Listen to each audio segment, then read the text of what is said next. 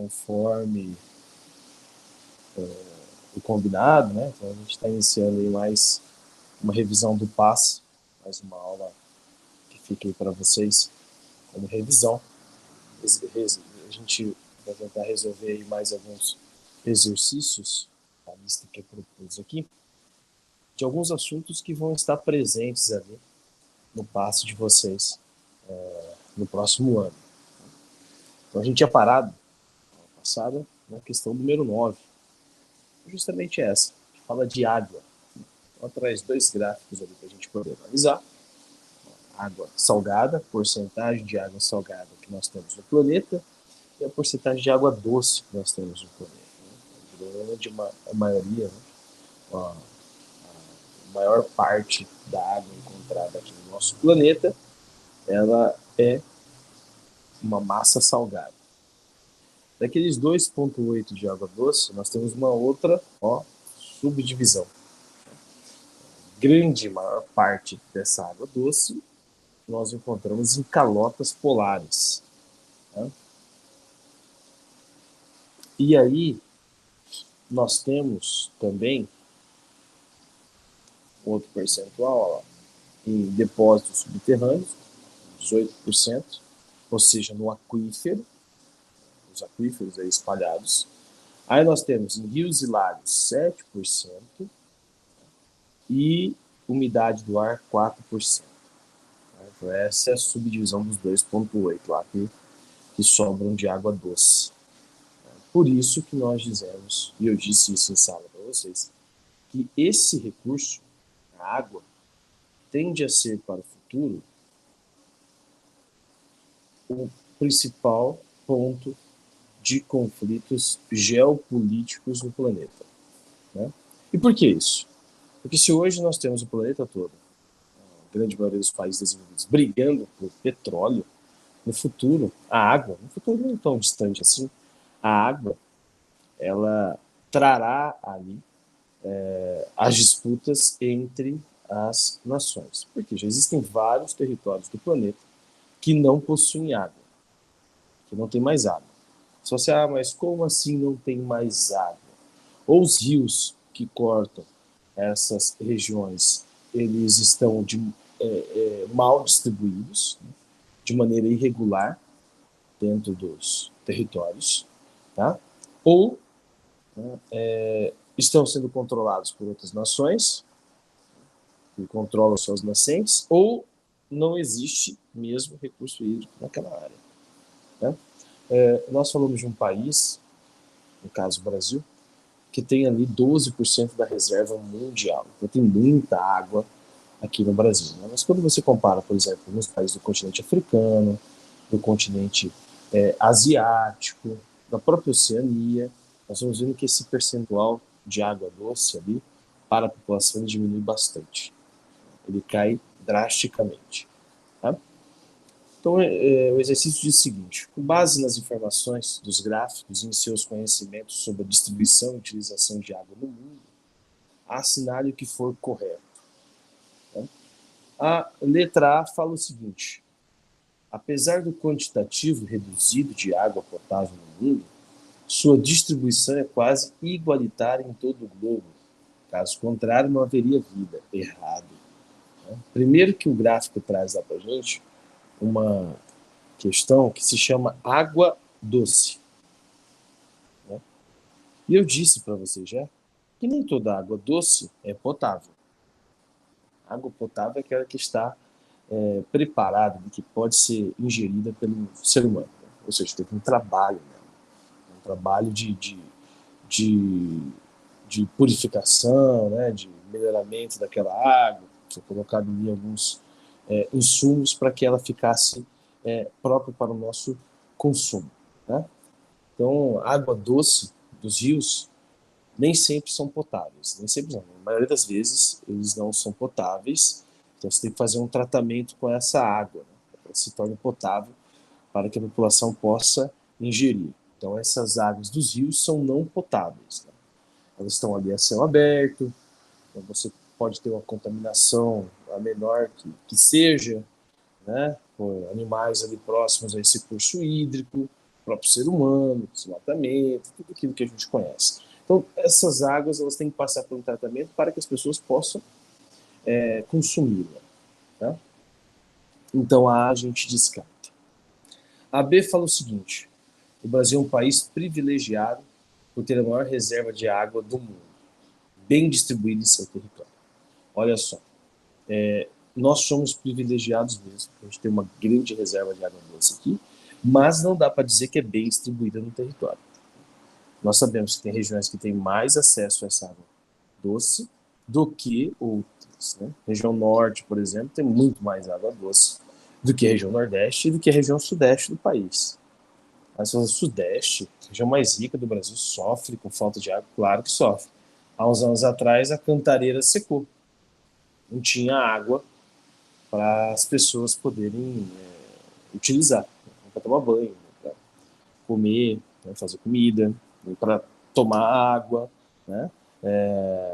Teve um racionamento muito forte em São Paulo. Então, essa ideia de que está bem distribuído em todo o território também está errada. Tá? A gente sabe que tem áreas aqui do Brasil que não tem água, sofrem com a seca. A C fala o seguinte: a quantidade de água disponível no mundo não será um problema, haja vista que se trata de um recurso natural renovável. Claro que será um problema. Cada vez mais a população aumenta, cada vez mais o consumo dessa água também aumenta. Mas para quê? Aumenta na indústria, para produzir mais produtos, para manter essa população, e aumenta no campo, para produzir mais alimentos, para manter essa população que tem crescido cada vez mais. Tá? A gente tem hoje em torno de 7 bilhões de pessoas, estima-se que até 2100 a gente tenha em torno de 11 bilhões de pessoas no planeta. Então, se você aumenta essa grande quantidade de pessoas no planeta, você também aumenta o uso dessa água. Então, cada vez mais ela vai ficando escassa. Sem falar que a expansão das cidades, né? Isso também pode gerar ali desmatamento maior, contaminação dos recursos hídricos, ao percentual de água subterrânea. Né? Então, o quanto de contaminação também essas áreas não vão sofrer. Né? Recurso subterrâneo, desmatamento de matas ciliares, como a gente conhece aqui na nossa região, tudo isso aí prejudica. A D fala o seguinte: a água vem provocando algumas guerras e deve continuar sendo um importante elemento geopolítico no século XXI. Começamos falando disso. É o principal ponto geopolítico dos conflitos do século XXI. O petróleo ele vai sair de cena cada vez mais, porque o petróleo é uma disputa geopolítica entre os países desenvolvidos. Eles querem controlar as reservas daqueles países pobres. Né?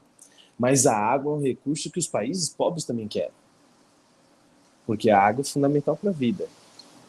Cada vez mais as sociedades, as civilizações vão querendo essa água. Por isso, um ponto de conflito geopolítico para o século XXI. A correta aqui, dessa número 9, é ela. Deixa eu apertar aqui. Letra D. Foi o que a gente falou. Tá?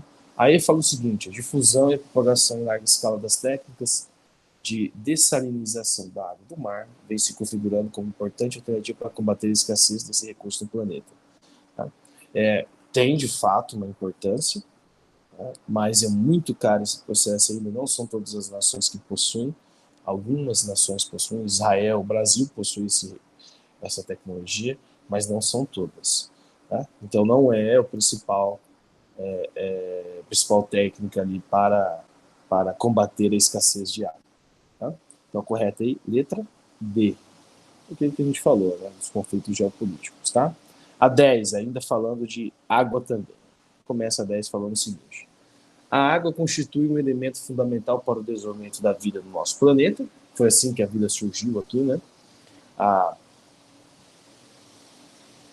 Depois que o nosso planeta, aquela bola incandescente, se resfriou, os oceanos, mares e lagos primitivos, surgimento dos primeiros seres vivos, as bactérias, até que o planeta foi se desenvolvendo. Né?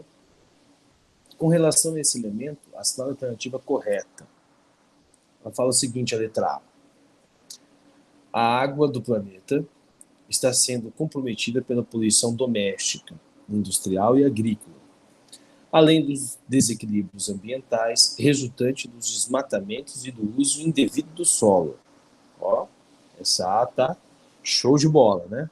Vamos ver a B. Desvios de água para projetos de irrigação, construção de hidrelétricas, consumo excessivo, desmatamento e poluição têm contribuído para a redução de conflitos entre usuários. Claro que não, né? Totalmente errada essa alternativa, né?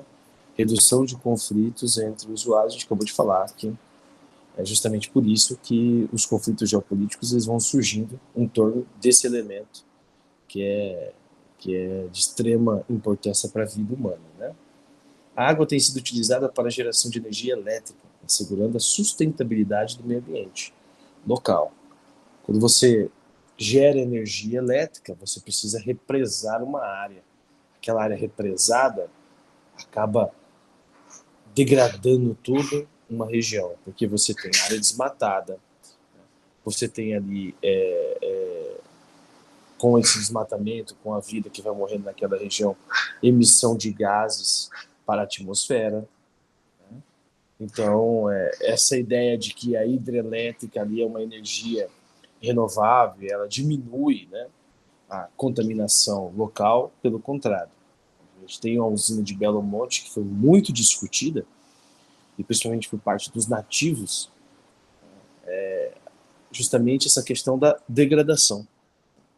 A área ali que teve que ser liberada pela população nativa, todo o desmatamento que ocorreu na área, emissão de gases poluentes, tá? Então gera degradação sim, não é uma energia sustentável como ele apresenta aqui para a gente. A D fala o seguinte: o Brasil possui pouca quantidade de água superficial e subterrânea devido às suas características geológicas dominantes. Errado também. O Brasil tem muita quantidade de água superficial e também tem muita quantidade de água subterrânea. Inclusive, nós fazemos parte também do nosso território aqui, pelo menos 2 grandes aquíferos, água no lençol freático. Um deles a gente divide com países vizinhos, como é o caso do aquífero Guarani, e o outro é totalmente nosso, que é o SAGA, Sistema Aquífero Grande Amazônia, né?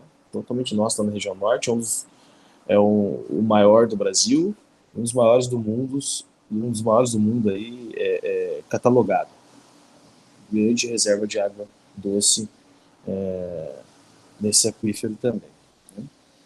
E aí fala o seguinte: a diminuição da chuva no Brasil tem sido o maior problema ligado à falta de água para abastecer as cidades.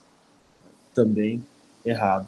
As chuvas elas continuam ocorrendo. Em algumas regiões, de fato, tem uma alternância ali climática, mas elas continuam ocorrendo. Então, o correto aqui, ó, é a A.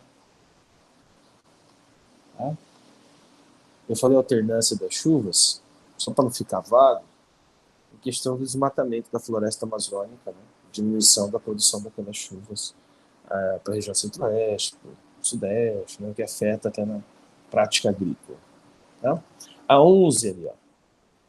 A 11, voltada ali para discutir meio ambiente também, né? E aí nós temos um textinho também difícil de entender, mas eu vou conseguir analisar ele aqui com vocês. Diz o seguinte, ó: a ONU e o meio ambiente. Aí traz ali uma ONG, né, do lado, que é o Greenpeace, 2 pelo menos, e o WWF. São instituições ali que lutam pela defesa do meio ambiente, né? Fala o seguinte: pode-se dizer que o movimento ambiental começou séculos atrás, como resposta à industrialização após a Segunda Guerra Mundial. E a era nuclear fez surgir temores de um novo tipo de poluição por radiação. Em 1969, a primeira foto da Terra, vista do espaço, tocou o coração da humanidade com a sua beleza e simplicidade.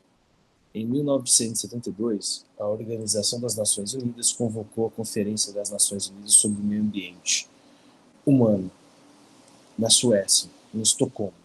A declaração final do evento contém 19 princípios que representa um manifesto ambiental para os nossos tempos. A Conferência de Estocolmo e o surgimento das organizações ambientalistas como Greenpeace e WWF provocaram mudanças na percepção social da questão ambiental no final do século XX. Dentre essas mudanças, a mais difundida foi a conscientização da... Primeiro, a gente tem que entender o seguinte: essa Organização das Nações Unidas, a ONU, que é uma instituição ali máxima, contém hoje 193 membros, né? Então tem muitas nações aí dentro fazendo parte dessa organização. Ela é responsável por realizar essas conferências para discutir ali os assuntos ligados ao meio ambiente e principalmente ligados ao desenvolvimento sustentável. Isso é um termo que surgiu aqui no Brasil. A sustentabilidade não surge em 72, na Conferência de Estocolmo. Ela surge em 1992, com a Eco 92 ou Rio 92. Ainda na época, o nosso presidente era o Fernando Collor de Mello, né? Então foi ele que sediou ali, que presidiu essa conferência da Eco 92. Tá? E aqui surgiu esse termo desenvolvimento sustentável, né? A gente passou a discutir ali, desenvolver com sustentabilidade. O que é isso? Desenvolver pensando no meio ambiente. Né? Qual é a proposta que nós temos para o meio ambiente? Então, pensando no futuro, para as próximas gerações. Desde retirada de matéria-prima, que isso é uma das questões também muito discutidas, de retirada de minérios, né? de combustíveis fósseis, emissões de gases para a atmosfera, efeito estufa passou a ser discutido, consequentemente o aquecimento global também passou a fazer parte ali dessas discussões, tá? Sobre meio ambiente. Inclusive, nós tivemos alguns protocolos que foram assinados. Né? Nós tivemos o protocolo de Kyoto, que é voltado justamente para discutir emissão de gases, e mais recentemente nós tivemos o chamado Acordo de Paris. Várias nações assinaram, inclusive o Brasil faz parte do Acordo de Paris, os Estados Unidos saiu recentemente, mas deve estar voltando agora, assim que o novo presidente tomar posse no dia 20 de janeiro, né? Ele assume ali e retorna aos Estados Unidos ao Acordo de Paris, que é fundamental para a gente entender. Né? Esse Acordo de Paris, ele traz ali alguns princípios de redução de emissão de gases, principalmente por essas potências industriais, né? Para que a gente tenha um futuro mais limpo, né? Menos poluído para as próximas gerações. Né? Dentre essas mudanças, a mais profunda ou mais difundida ali foi a conscientização da letra A fala o seguinte: limitação da tecnologia moderna. Não. Inclusive teve uma parceria. Já na Conferência de Estocolmo, em 1972, os países subdesenvolvidos não queriam aceitá-la. Então foi proposto pela própria ONU que os países mais desenvolvidos transferissem a tecnologia para os subdesenvolvidos, né? Para que eles também pudessem ter ali acesso à tecnologia e entender que era necessário desenvolver, mas respeitando o meio ambiente. Né? Então essa limitação não. Houve uma difusão da tecnologia por parte dos desenvolvidos para os subdesenvolvidos para que eles também reduzissem ali a poluição, né? A degradação. A B fala o seguinte: dimensão da interferência humana. Ó, todos esses exemplos que eu citei aqui, todos eles estão ligados ali à interferência do homem. Né? A discussão dessa organização é justamente o quanto o homem tem interferido no meio ambiente, o quanto é necessário que ele reduza para que a gente tenha um desenvolvimento sustentável para o futuro. Né? A C fala recorrência do desmatamento intenso. O desmatamento é um dos elementos dessa interferência humana. A gente está vendo isso no Brasil nos 2 últimos anos. Né? O quanto o Brasil tem se tornado um pária da sociedade internacional. Né? Não tem discutido com as grandes nações, e a questão na semana passada, o Brasil ele ficou de fora das discussões sobre clima no planeta. Isso já mostra que nós estamos, de fato, como um par internacional. O Brasil, que sediou várias conferências, ficou de fora da cúpula do clima. Né? E a D fala o seguinte: insuficiência do abastecimento alimentar. Também não se encaixa, a gente está falando de meio ambiente, né? Não da questão de base alimentar do planeta. Tá? Então, a correta da 11, letra B. Vamos lá, dando sequência. A 12 vem falar de uma coisinha que eu acabei de citar, para ajudar, né? Fala o seguinte, ó, dados do protocolo de Kyoto indicam que em 1990, protocolo de Kyoto, eu acabei de falar, emissão de gás, principalmente o CO2, né, dióxido de carbono na atmosfera. Países como Alemanha, Austrália, Canadá, Estados Unidos da América, Federação Russa, Reino Unido da Grã-Bretanha, Irlanda do Norte, França, Itália, Japão e Polônia eram responsáveis por cerca de 87% das emissões de CO2 na atmosfera. Em relação a esse protocolo, é correto afirmar que então, é um protocolo que discute os países que mais poluem, trazendo a lista aqui, aqueles que menos poluem, e a quantidade que cada um, então ele vai limitar a quantidade que cada um poderia ali, né, produzir de gases poluentes para ser jogado na atmosfera, né? Ou fazer uma coisa, começou a ocorrer nos países desenvolvidos, que era modernizar as indústrias. Modernizando as indústrias, você troca a fonte energética e você reduz a carga de poluentes na atmosfera. Isso os países desenvolvidos fizeram. Para os países subdesenvolvidos, aqueles que não tinham muita indústria, também não poluíam muito, os créditos de carbono que eles recebiam acabavam sobrando. Então eles acabavam comercializando com aqueles que poluíam mais, que são esses desenvolvidos aí. Por isso que algumas nações, como era o caso do Brasil, nesse período, década de 90, início dos anos 2000, vendia créditos de carbono para as nações que poluíam mais. Então vocês vão ver alguns livros aí que vão falar isso, a venda de crédito de carbono, né, como algo normal. Tá? Isso ocorre hoje? Hoje, nem tanto. No passado ocorria com uma frequência muito maior, inclusive o Brasil vendia bastante esses seus créditos de carbono para essas nações mais desenvolvidas e mais poluidoras. Né?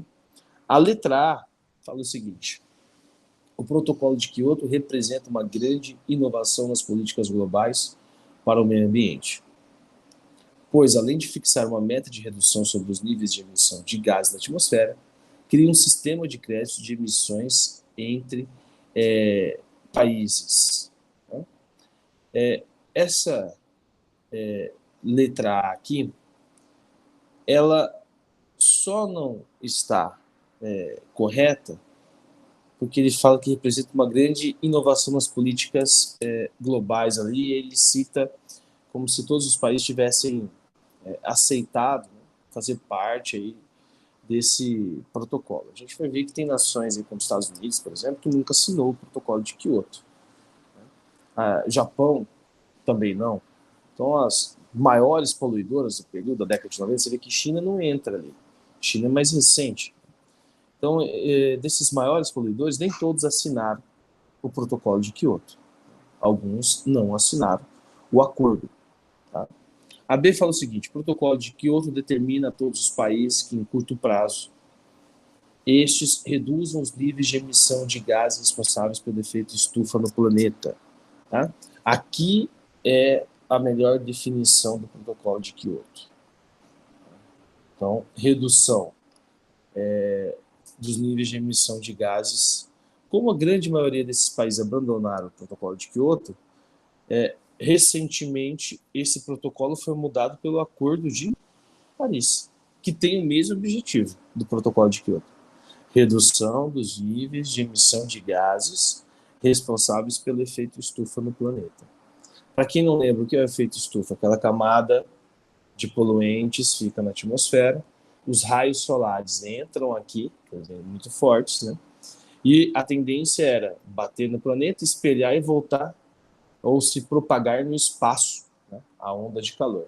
Como tem a camada mais densa de poluição, esses raios que deveriam ir para o espaço não vão. Então eles batem e voltam para a Terra e ficam aqui.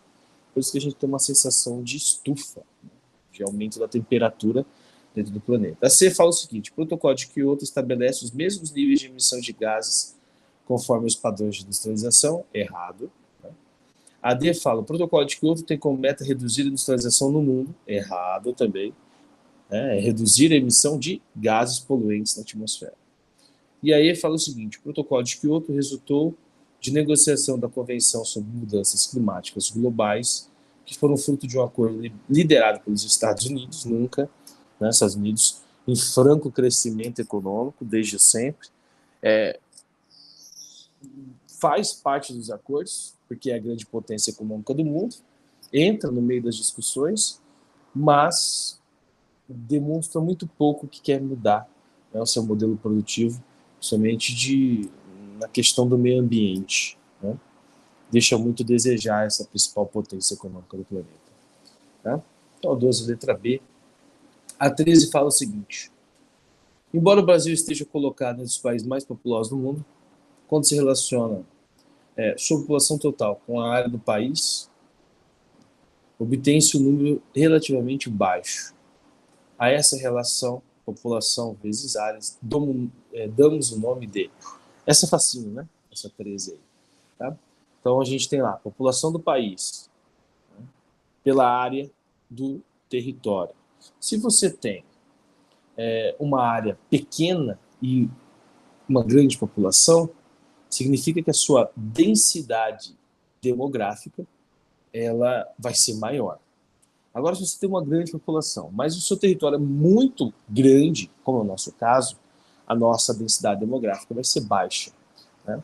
População vezes área, nós damos o nome de densidade demográfica, que é aquela que aparece lá, habitantes, tantos habitantes por quilômetro quadrado.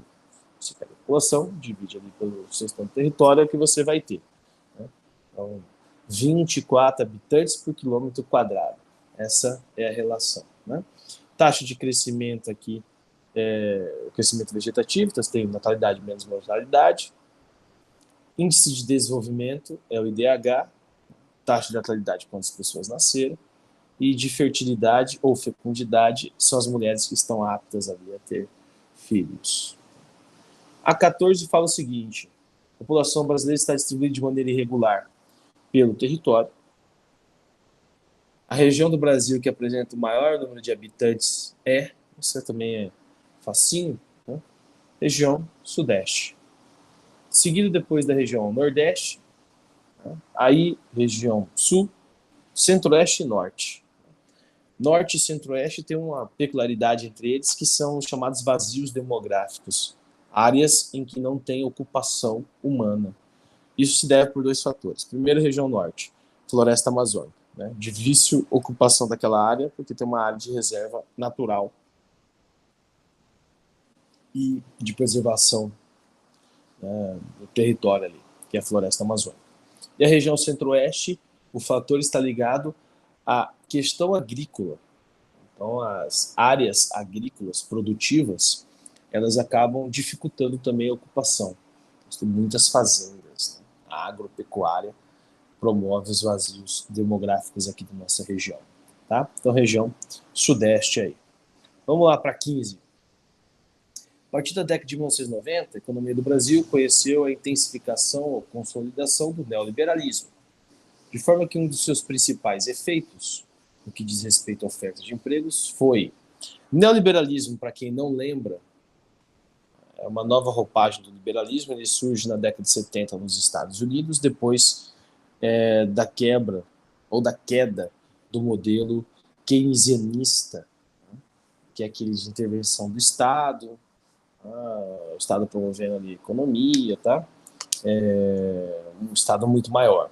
O neoliberalismo ele traz ali uma redução do Estado. O que é redução do Estado? É o Estado intervindo menos na economia. Como que ele vai fazer isso? Ele vai privatizar as empresas estatais, ele vai terceirizar serviços estatais. Né? Então, o que é privatizar empresas estatais, para quem não lembra? Pegar lá uma empresa que pertence ao Estado e vendê-la, como é o caso da Vale do Rio Doce.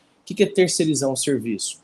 É você pegar lá um serviço de distribuição de água, por exemplo, que a gente falou de água, né, ou coleta de esgoto, e o Estado fala que não tem condição de fazer aquele serviço, então ele terceiriza para uma empresa privada. Águas Guariroba, Campo Grande é um exemplo. Né? Além disso, você corta gastos públicos, você vai cortar da saúde, da educação, da segurança pública, né? Se diminui o tamanho do Estado. Tá? Você abre para a entrada de empresas multinacionais. A abertura econômica é uma outra característica do neoliberalismo. Né? As multinacionais entram. E aí você tem algumas consequências, por exemplo, positivas, o aumento de marcas concorrendo dentro do mercado interno. Negativas, quebra das empresas nacionais. Capital menor do que as multinacionais, eles acabam quebrando. Né? Então, isso são algumas práticas do neoliberalismo, para quem não lembrava, poder lembrar, porque esse aqui é um assunto que vai ser cobrado de vocês também, ainda mais falando de Brasil. Né? Aí ele traz lá, letra A, aumento da força sindical. Para quem não sabe, força sindical são sindicatos. Né? E na década de 90, a gente não tem aumento dessa força, a gente tem uma manutenção dela, ela existe, mas não de tamanho ali gigantesco, né, para poder pressionar o Estado, né, ou ser força de Estado. Tá? E ele pergunta no que diz respeito de oferta de emprego. Tá? Então, letra A descarta. Letra B, terceirização dos serviços. Ó, acabei de falar. Duas práticas do neoliberalismo. Primeiro eu falei privatização, segunda terceirização. Deixa eu saber aí. A C fala o seguinte, diminuição do exército de reserva. Também não tem nada a ver. D, elevação da oferta de trabalho. Nós vamos ver que não. Na década de 90, o Brasil sofre muito com a falta de trabalho. Né? A demanda existe, mas falta de trabalho. E o decréscimo do número de horas médias trabalhadas também não. Correto aqui. 15B, terceirização dos serviços, promovidos a partir da década de 90. A 16 traz o seguinte. É comum dividir ali os produtos agrícolas brasileiros em duas categorias. Cultura de pobre, nas quais se inclui feijão, milho e mandioca, boa parte da produção do arroz, ou seja, alimentos. Né? Então, alimentos no Brasil a gente chama de cultura de pobre. E cultura de rico, que são as plantações de cana-de-açúcar, café, soja, algodão e trigo, que nós chamamos de monoculturas. Então, produzir alimento no Brasil é cultura de pobre, cultura de rico é produzir monocultura para exportação, né? Ou ligado ao modelo agroexportador. Tá? Aí ele fala sobre as duas categorias apresentadas no texto, assinada o que for correto. Vamos lá. Letra A. A cultura do pobre pode ser considerada como a principal atividade agrícola na economia do Brasil, em virtude de esse ser um país emergente. Errado. A gente sabe que o que mantém a nossa economia é justamente a cultura de rico, porque se produz muito para exportação. Soja nem se fala. O Brasil é um dos maiores produtores de soja do planeta. Gado também. Cana-de-açúcar para produção de etanol, né? Biomassa também. Então, as monoculturas, até porque a gente tem uma grande concentração fundiária no país, são ali o carro-chefe da nossa economia. Né? Então, é errado. Letra B. Cultura do rico. É um fenômeno recente na economia agrícola brasileira. Recente. Desde a época de colônia, o Brasil produz cana, por exemplo. Né? Depois da cana, veio o café. Quando o café quebrou, aí ele ainda continua sendo produzido, mas na década de 60 já trouxe uma outra monocultura que foi a soja. E hoje que mantém a economia brasileira é a soja. Então a gente não está falando de algo recente, está falando de algo que é colonial, grande concentração de terras, né? Monoculturas são coloniais. Tá? C. A relação entre as culturas de rico e de pobre no espaço agrário brasileiro sempre estiver em equilíbrio. Em termos de apropriação do espaço geográfico, também não. Acabei de falar que a gente tem uma grande concentração fundiária. Se você tem uma grande concentração fundiária, significa que um pequeno número de pessoas concentra uma grande extensão de território. E eles produzem monoculturas, ou gado. E fica para os pequenos produtores, pequenos proprietários rurais, produzir alimentos no país. Né? A D fala o seguinte: a cultura do rico envolve geralmente gêneros para exportação e abastecimento industrial, enquanto a cultura do pobre envolve, em maior parte, produtos para o consumo interno. Correto. Corretíssimo. Letra D definiu aqui pra gente o que é cultura de pobre e cultura de rico. E aí ele fala o seguinte: a cultura de rico recebe esse nome por ser conduzida por grandes cooperativas, enquanto a cultura do pobre é conduzida geralmente por empresários individuais. Errado. Errado. Tá? Letra D, a 16 também. Vamos lá para 17, para a gente já encaminhando para fechar. As regiões brasileiras exercem diferentes papéis no que diz respeito à divisão interregional do trabalho, ressaltando-se que a região sudeste, né, então, aí ele quer saber a condição de cada região, então, quem é aquela região que abastece com matéria-prima, qual é a região que é a produtiva industrial mais desenvolvida, que abastece as outras regiões com produtos industriais, é isso que ele quer saber. Tá? Região sudeste, coordenando o mercado nacional, caracteriza-se por ser exportadora unicamente de produtos provenientes do setor primário. Errado. A região sudeste é a mais desenvolvida. Ela desenvolve indústria, então setor secundário e setor de serviços, terciário. Primário é matéria-prima, muito mais condicionada à região centro-oeste, norte, sul, tá? Até nordeste e menos sul. A letra B fala o seguinte: a região sul desempenha um papel eminentemente industrial, como fornecedora de produtos do setor secundário. Também errado, aqui seria a região sudeste. A C fala o seguinte: a região norte caracteriza-se pela exportação de matérias-primas de origem diversa, com destaque para os minérios. Ó, correta essa aqui. Correta. A D fala o seguinte: a região nordeste, mesmo com seus problemas endêmicos, consegue ser fornecedora de alimentos para a força de trabalho das outras regiões. Claro que não, né? E aí fala a região centro-oeste, caracteriza-se principalmente pela exportação de produtos agrícolas, com destaque para o cacau e o fumo. Não, né? Soja, algodão, cana, é o destaque aqui da nossa área. A 18. Assinale entre as alternativas abaixo aquela que não representa um elemento constitutivo ou participativo da produção do espaço econômico. Né? Urbanização faz parte, né, do espaço econômico, as cidades, como não? Principalmente ela. Né? Industrialização também, as indústrias, o processo de industrialização faz parte do espaço econômico. Você está aumentando ali o seu modelo produtivo. As cidades é o setor de serviço, as indústrias é o setor secundário, modelo produtivo, né? Mecanização do campo também. Mecanizar o campo significa aumentar a produtividade. Aumentando a produtividade, você produz mais, vende mais, arrecada mais. Então, também faz parte ali da produção do campo, né? Extrativismo mineral e vegetal. Para o comércio, também faz parte da produção ali do espaço econômico.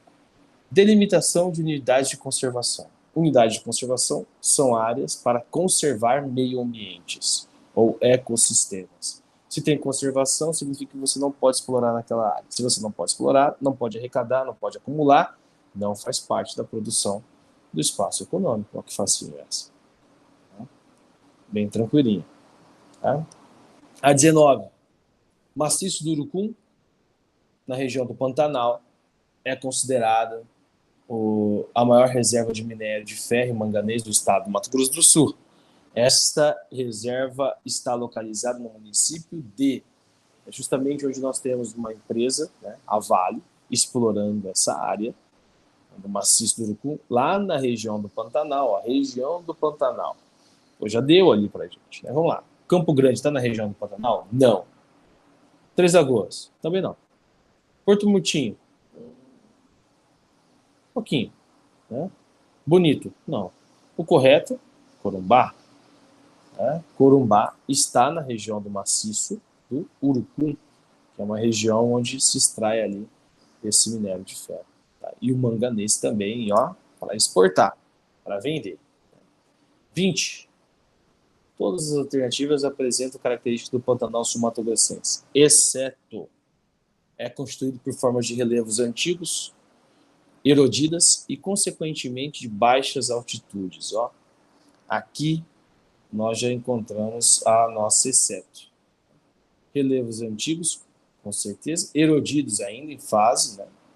Não são totalmente, tá? E baixas altitudes, porque a gente tem em relação ali a questão da planície, né, alagada, mas é uma região recoberta por morros, né? A gente acabou de ver um maciço é um grande morro que está sendo explorado. Tá?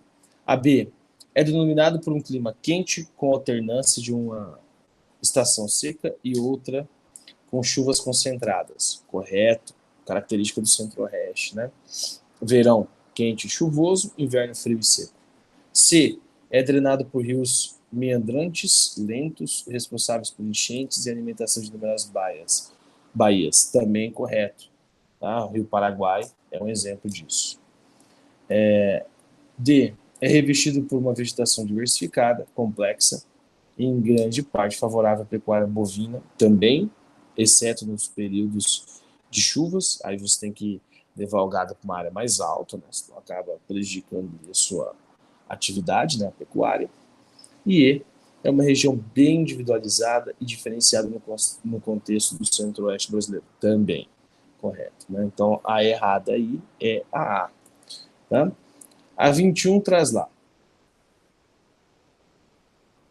Quando a estrutura econômica do estado do Mato Grosso do Sul, pode-se afirmar. O estado possui importantes reservas de ferro e manganês localizadas na região de Corumbá. Acabamos de falar, correto. Isso aqui está corretinho. 2. Mais de 80% da produção industrial localiza ao redor da capital, Campo Grande. Errado. Errado. Hoje, nosso principal polo industrial não é Campo Grande, é Três Lagoas. Né? As principais atividades econômicas da porção sul do estado são a pecuária e a agricultura. Correto. Então, aqui, ó, 1 e 3. Ah, como que eu vou saber que é Três Lagoas? Tem uma pesquisadinha aí, né? Sobre Mato Grosso do Sul, tá? Um pouquinho do que a gente falou, né? E a 22 traz lá, ó.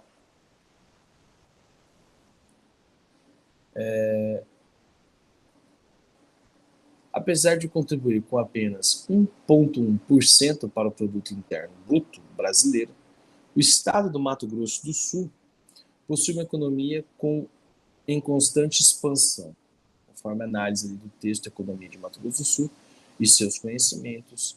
As principais fontes de receitas do Mato Grosso do Sul são: letra A. Agropecuária é a principal atividade, visto que o setor de serviços, responsáveis por 67,5% do PIB estadual, está diretamente relacionado às atividades primárias. Correto. A principal atividade aqui do nosso estado é a agropecuária. Nós falamos agora, né? Região Centro-Oeste, agropecuária. Os setores industriais de bens duráveis e não duráveis, localizados em sua maioria no Parque Industrial de Três Lagoas, na divisa com São Paulo. Aqui, bens duráveis e não duráveis é que está o erro. Nós produzimos muito mais bens não duráveis. A gente não produz carro, navio, helicóptero, isso aí fica mais condicionado à região de São Paulo, Sudeste, né? As indústrias de base, principalmente com tecnologia avançada, localizadas próximo ao porto de Corumbá, errado. Erradíssimo. Né? D. Os setores extrativistas mineral e vegetal, localizados ao sul do estado, também aqui, erro. Aqui nós temos agropecuária no sul do estado, não extrativismo. Né? E os setores de produção de matéria-prima que servem como abastecimento nos grandes centros industriais, incluindo o grande centro industrial de Campo Grande, que se resume ali ao Indo-Brasil, que não é tão grande assim, como está sendo apresentado e falado para a gente. Né? Ele é menorzinho. Hoje, o maior centro econômico que nós temos industrial está concentrado ali na região de Três Lagoas. Né? Bom, com isso nós fechamos aqui a nossa segunda aula de revisão. Espero que ajude muito vocês. A gente falou um pouquinho de água, né? Um pouquinho de meio ambiente, um pouquinho de Mato Grosso do Sul, que são assuntos ali, produção agropecuária, né? Que são assuntos que vão ser cobrados de vocês. Tá? Desejo a todos uma boa sorte e um excelente fim de ano aí, né? Todos, mesmo num ano tão complicado, tão difícil como foi esse 2020. Até a próxima, galera. Abraço.